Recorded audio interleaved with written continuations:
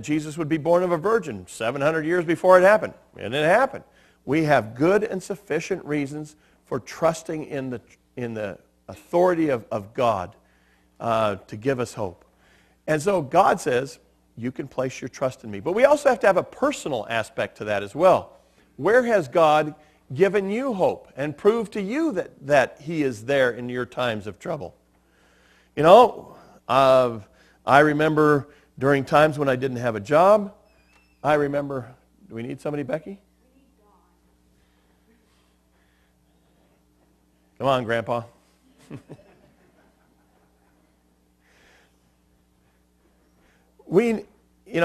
I remember times when I didn't have a job, God came through. I remember when my kids were born, God came through. I remember all kinds of crises in my life, God came through. I have a particular history with God. He has proved Himself trustworthy, and I can hope in the future because of that history. It is grounded on something. Hope is about a person. It is based on who tells us what to believe. Hope is not wrapped up in a season or a program. It is all about, it is wrapped up in this person of Jesus Christ. The biblical word for this person is Messiah.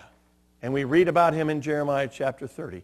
In verse 15 it says, this person is called the righteous branch who will sprout from David's line. He says, I'm going to raise up a king like David, but better than David. At the end of the books of Samuel, David shows himself to be great. Not because he's perfect, but because he knows how to ask for forgiveness. Hezekiah comes along.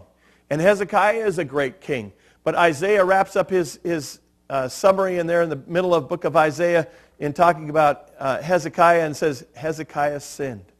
We have had great Davidic kings, but they are not the Messiah we've been expecting. That Messiah is going to be someone who will bless the whole world. And we want that Messiah in our life. In Jeremiah verse 33:16, Jesus is called the Lord our righteousness. Jesus is the only righteous being in this world. Righteousness in the Bible is about being right with God and being right with everybody else. It means so much more than just being moral, just being pure. It means that we are right with God. Unfortunately, we're not good at being right with God. We make tons of mistakes.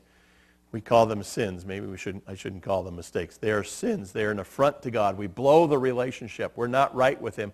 And we're not right with our fellow people, fellow humans, because we make mistakes with them too, and we sin against them as well. And we're not righteous with them. Jesus was the only one who was ever righteous. And because He was righteous, and He is the Lord of righteousness, when He died on the cross, He can take our place, and He can give us His righteousness. He takes, according to 2 Corinthians, He takes our unrighteousness and gives us His righteousness. He makes us right with God. And that is what Jesus has promised, what Jeremiah is promising here in chapter 33. And that hope in Jesus Christ, making us right with everyone, changes everything. Once you start down the path of hope, once you've been given a vision of the future that is secure because it's in Jesus Christ, that is grounded in His reliability, there is no turning back from the hope that God gives you. It is a vision of the future that He's going to make everything right, that we're going to have this relationship with God, that one day we will stand face to face with Him, and there's no turning back once you get on that. And I want you to know that hope is going to ruin your life. It really will. I'll explain that. George is looking at me like, what? You just always said hope was a great thing. Hope will ruin your life. Once you start hoping, your heart starts to burst with longing. I want to be with God. I want to not sin anymore. I want to see Him face to face. I want to be in a right relationship with everyone and with God. And the hope that God puts in our lives that this can happen just makes us uncomfortable because we're not getting what we want. I want to talk about Nebraska football for a second. You understand, don't you? We have a yearning. I didn't used to understand. I didn't used to understand. Years and years ago, I grew up in Oregon. And years and years ago, Oregon and Oregon State were horrible football teams. I mean, who really cared? Let's go play track. You know, one year when I was living out there, they fought each other. Oregon and Oregon State had their annual civil war, and it came down to a 0-0 tie. No, it was just incompetence.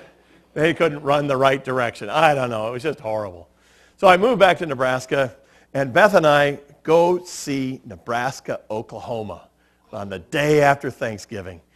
And we're frozen. We're up there in the northern end zone. And, you know, we're so far away from the game, you could have seen it better from here.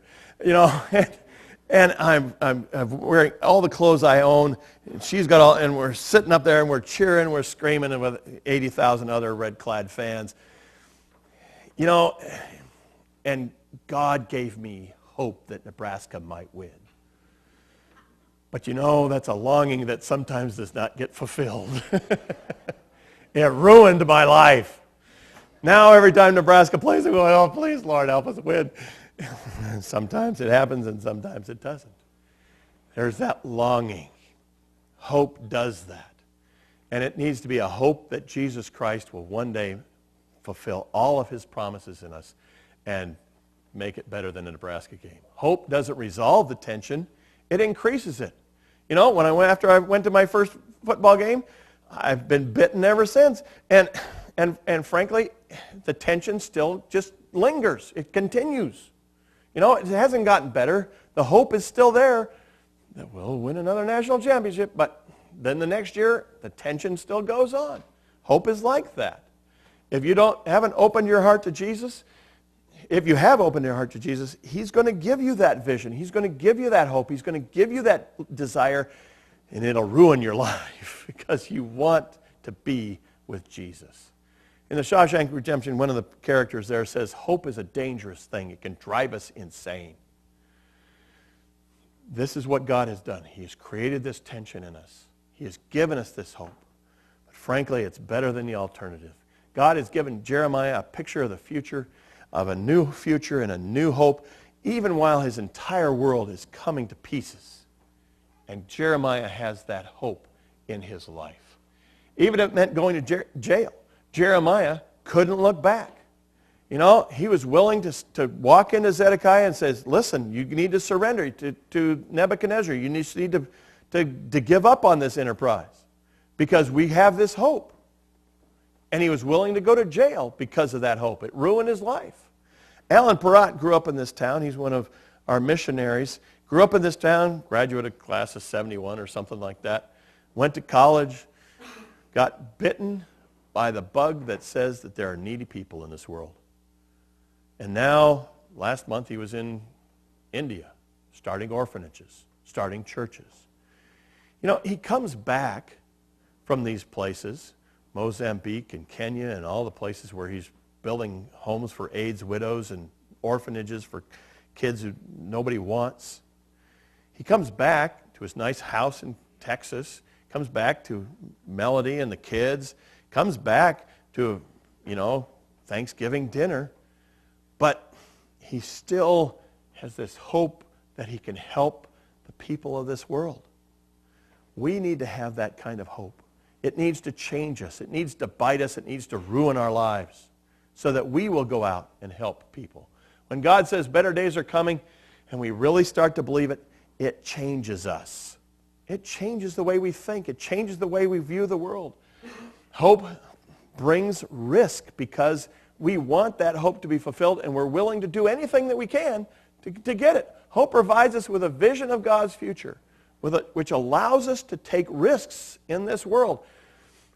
With the hope that Jeremiah had, here's the situation. His entire city is surrounded by this huge Babylonian army. They're not letting anybody out or anybody in. They're starving the people. Jeremiah is starving. Everybody is starving. It's a horrible situation. So Jeremiah's uncle comes and says, hey, you know the family land, just, you know, in one of the suburbs out here? Jeremiah goes, yeah. I want you to buy it from me. Jeremiah's going,